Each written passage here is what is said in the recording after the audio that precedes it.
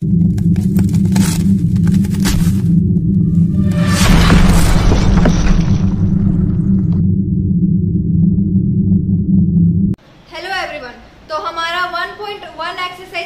हो गया है। तो आज हम आपको एक एक्सरसाइज 1.2 का क्वेश्चन नंबर 1 समझाएंगे, ठीक है। तो आप हमारे साथ बने रहें और चैनल को लाइक सब्सक्राइब जरूर करें, ठीक है। एक्सरसाइज 1.2 को बनाने से पहले हम लोग को कुछ रूल्स जानना पड़ेगा, जिससे कि आपको आसानी हो क्वेश्चन बनाने के समय, ठीक है। क्योंकि जब क्वेश्चन हम लोग बनाते हैं तो उस टाइम तो रूल्स नहीं पढ़ रहे होते हैं। तो रूल्स हमेशा क्या होता है कि क्वेश्चन बनाने से पहले जान लेना होता है। अगर क्वेश्चन बनाने से पहले रूल जान लोगे तो क्या होगा, आपको क्वेश्चन बनाने में आसानी होगा, ठीक है। तो हम आपको यहाँ पे क्या करते हैं, पहले सारा रूल्स बताते हैं एक्सरसाइज 1.2 का, ठीक है। तो रूल बाय रूल हम नंबर बाय नंबर रूल्स यहाँ पे लिख देंगे। आप लोग अपने कॉपी में चाहे तो नोट्स कर सकते हो, ठीक है।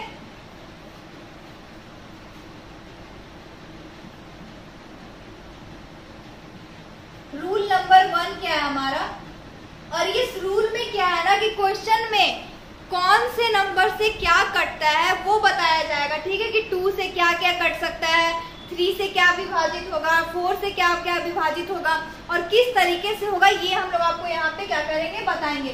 तो रूल नंबर 1 में जो है 2 का नियम, ठीक है। रूल नंबर 1 में हम लोग क्या जानेंगे, 2 का नियम जानेंगे कि इसमें क्या करना है, ठीक है। तो ऐसे ही लिख सकते हैं,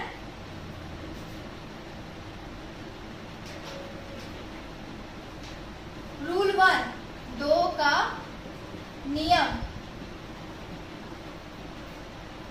तो 2 का नियम हम सबको पता होता है कि संख्या का, किसी भी संख्या का इकाई नंबर, किसी भी संख्या का इकाई अंक जो है हमारा क्या होना चाहिए, 0, 2, 4, 6, 8। अगर किसी भी संख्या का इकाई अंक 0, 2, 4, 6, 8 होना चाहिए। यहाँ पे क्या बोला है कि 2 का जो नियम है, किसी भी संख्या, किसी भी अंक का जो इकाई नंबर होता है, अगर 0, 2, 4, 6, 8 होगा तो वो क्या होता है, 2 से कट जाता है, ठीक है। तो रूल नंबर 2 में क्या हम लोग जानेंगे, रूल नंबर 2 3 का नियम। इसमें हम क्या जान रहे हैं, 3 का नियम, कि 3 का नियम क्या होता है। 3 का नियम है संख्या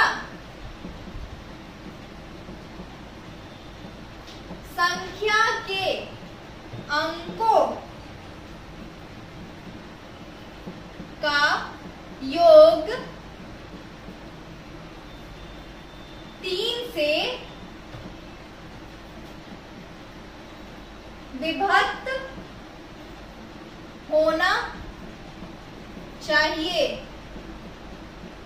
मतलब कि यहाँ पे क्या बोला है, 3 का नियम क्या बोला है कि संख्या का जो अंक होता है, किसी भी संख्या में जो अंक होते हैं उनका जो योग होता है, मतलब उनको जो ऐड करने पे जो नंबर आता है, अगर वो 3 से विभक्त हो जाता है, उसे 3 से विभक्त होना चाहिए। हाँ, तो अगर वो 3 से विभक्त हो जाता है तो वो क्या होगा कि 3 से कट जाएगा। जैसे कि हम लोग यहाँ मान लेते हैं कि हम कोई नंबर लेते हैं 1, 2, 7, 5।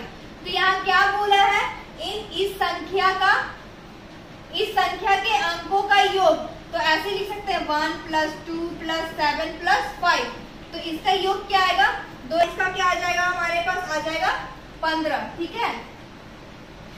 2 और 1 3, 7 1 10, फिर 5 15। तो ये क्या है, 15। 15 क्या होता है, 3 से हमारा क्या होता है, कटता है कि नहीं। मतलब कि 3 के टेबल में क्या होता है, 15 आ जाता है 5 बार में, मतलब कि यहाँ पे कट गया।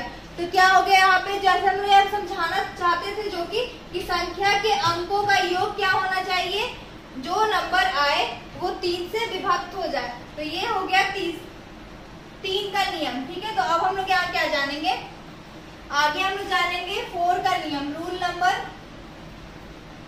रूल 3 है हमारा 4 का नियम। 4 के नियम में क्या बोलता है, अंतिम 2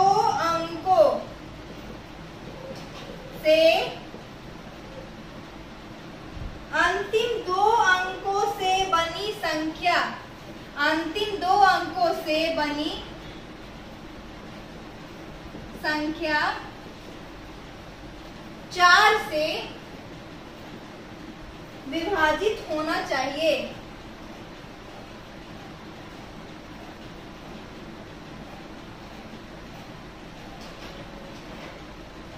मतलब इसमें क्या बोल रहा है कि कोई भी ऐसा नंबर हो जिसका जो लास्ट का आखिरी 2 डिजिट हो वो 4 से क्या हो जाए, विभाजित हो जाए। मतलब कि अगर हम यहाँ पे मान लेते हैं,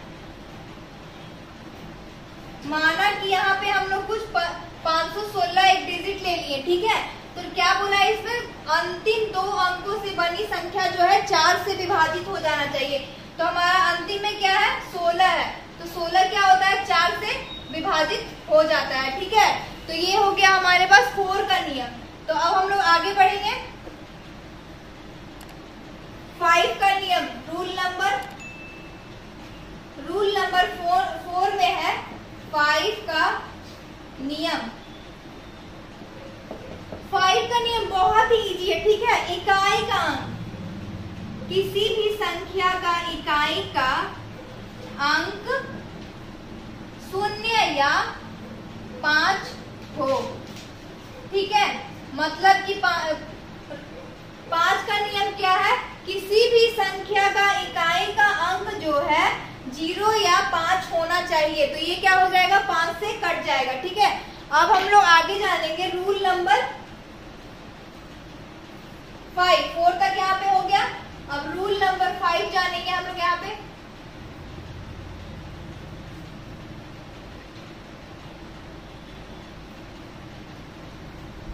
यहाँ पे इरेज करते जा रहे हैं हम, तो आप क्या कीजिएगा, कॉपी में नोट्स करते जाइएगा ताकि प्रॉब्लम ना हो, क्योंकि नियम ही रहेगा आपके पास तो ही आप आगे का सारा क्वेश्चन सॉल्व कर सकते हैं दोस्तों। क्योंकि एक्सरसाइज 1.2 जो है ये सारा इसी रूल्स पे क्या है, सारा डिपेंड है, ठीक है। तो इसको ध्यान से आप समझिएगा और ध्यान से कॉपी में क्या कीजिएगा, नोट्स कर लीजिएगा।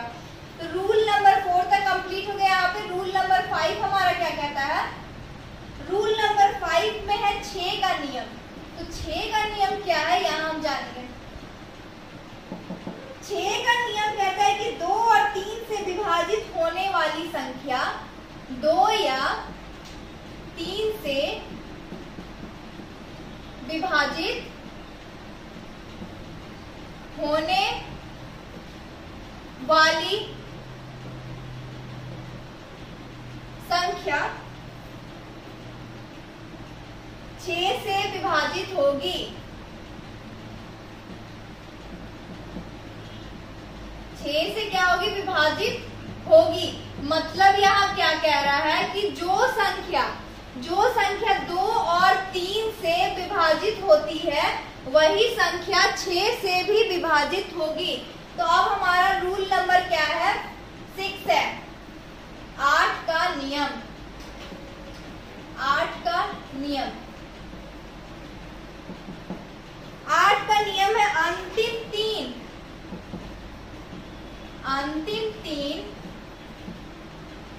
अंकों से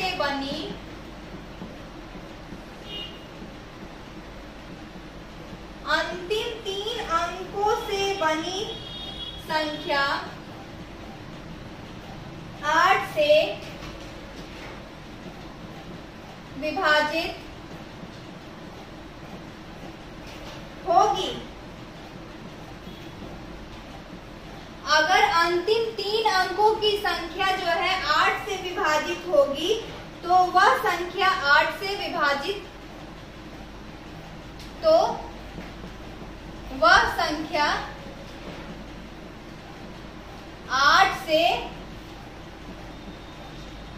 विभाजित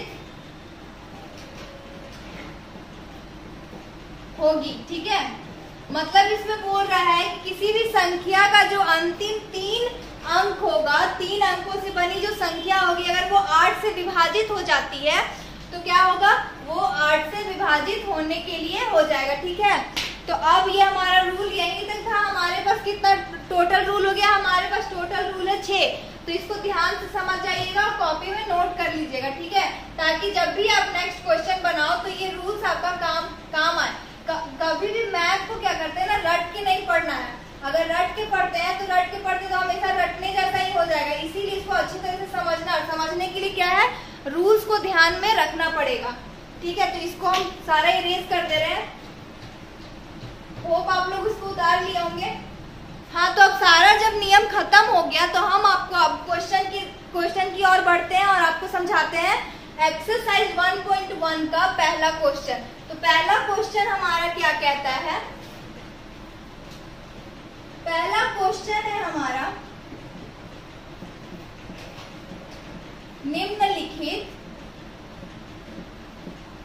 निम्नलिखित संख्याओं को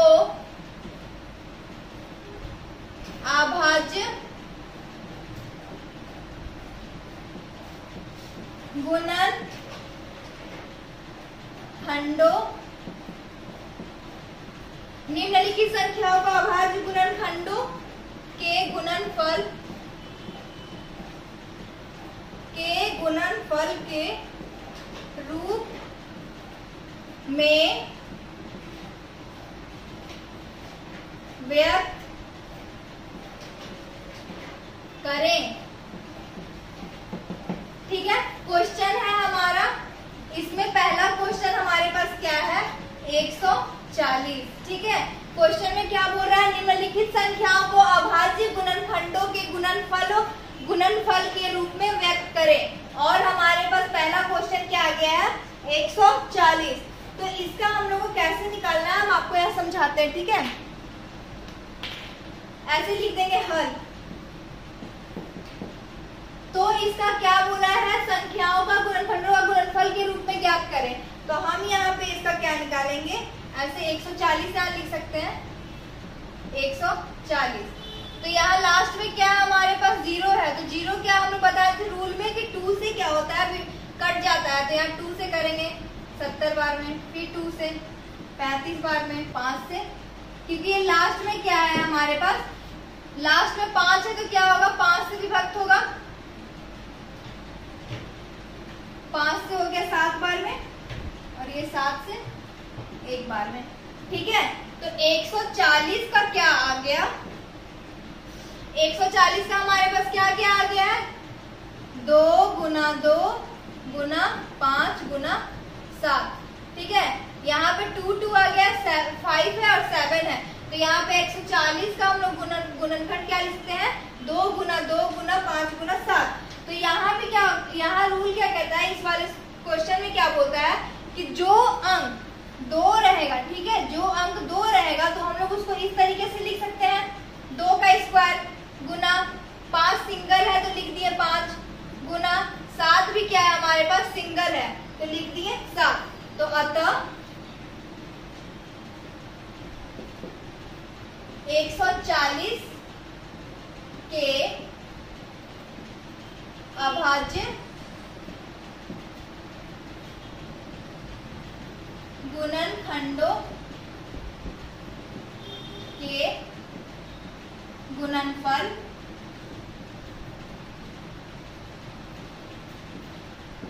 क्या है हमारे पास आंसर, अतः 140 अभाज्य गुणनखंडों के गुणनफल क्या है, 2 स्क्वायर गुना 5 गुना 7 है। तो ये हमारा क्वेश्चन सॉल्व हो गया, ठीक है, पहला नंबर। इसी में हमारा एक दूसरा क्वेश्चन है, ठीक है। तो दूसरा क्वेश्चन क्या है हमारे पास, 156, ठीक है। दूसरा क्वेश्चन है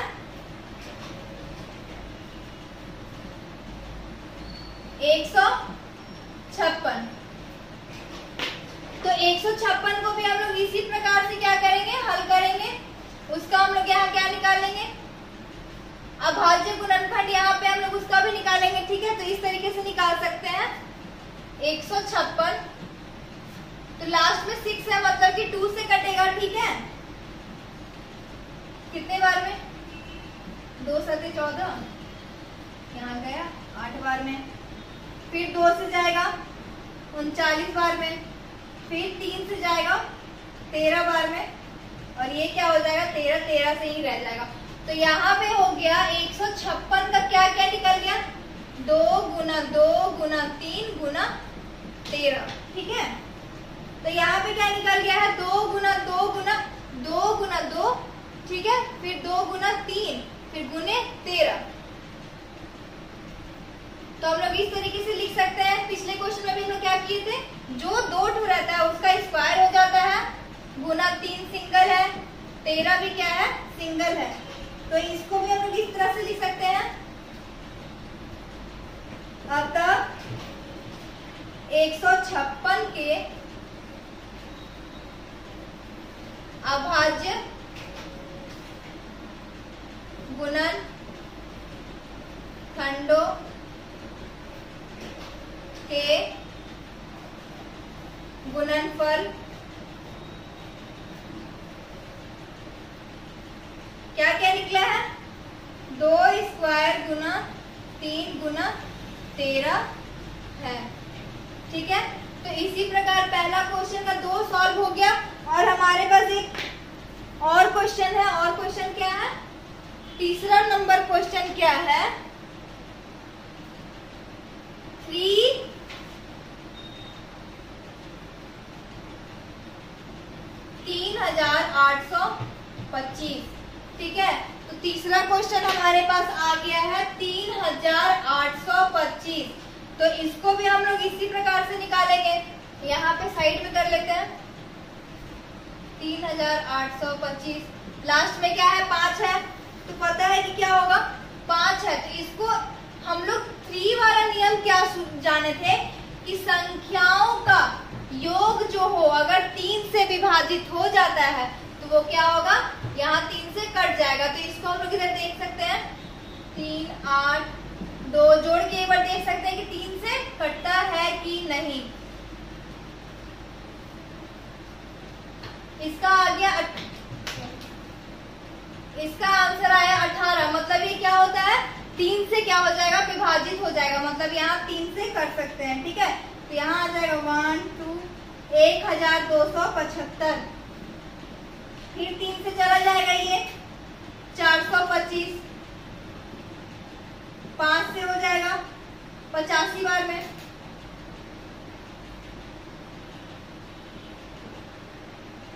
फिर 5 से 17 बार में, ठीक है। तो मैंने क्या किया है कि पहले से इसे सॉल्व करके रखा हुआ है, ठीक है। अगर आप लोग इसको अपने कॉपी में क्या कर सकते हैं, पहले अपने कॉपी में सॉल्व कर सकते हैं, यहाँ पे टाइम ज्यादा वेस्ट ना हो, इसलिए मैंने क्या किया पहले ही सॉल्व कर रखा है। तो आप यहाँ पे देखें फिर क्या क्या आया, 3825 का क्या क्या आया यहाँ पे 3 गुने 5 गुने 5 गुने 17। मतलब यहाँ पे क्या लिख सकते हैं हम लोग, इसका 3 का स्क्वायर हो सकता है, 5 का स्क्वायर हो सकता है गुने 17। तो अतः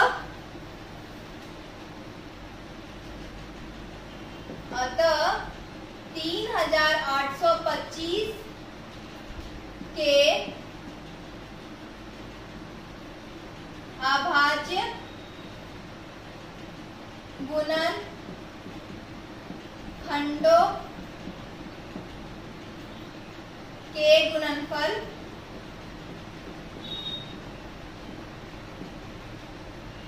3 स्क्वायर गुना 5 स्क्वायर गुना 17 है, ठीक है। तो इसी प्रकार हमारा तीसरा क्वेश्चन भी सॉल्व हो गया। अब हमारे पास क्या है, चौथा नंबर क्वेश्चन है। फर्स्ट का ही 4 नंबर क्वेश्चन है हमारे पास। तो 4 नंबर क्या है क्वेश्चन,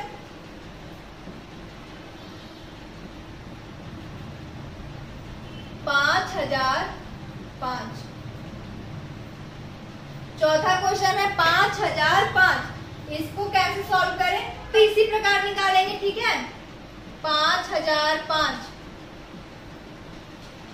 तो ये क्या हो जाएगा 5 से कट जाएगा 1000 एक बार में। अब ये 7 से कट सकता है 143 बार में, और ये कटेगा 11 से कितने बार में, 13 बार में। तो इसका क्या आ गया हमारे पास, 5005 का क्या आ गया है, 5 गुने 7 गुने 11 गुने 13। तो इसमें क्या है कि कोई भी मैच नहीं किया है, सारा चारों का चारों जो है अलग अलग है। तो हम लोग इसमें क्या लिखेंगे, अतः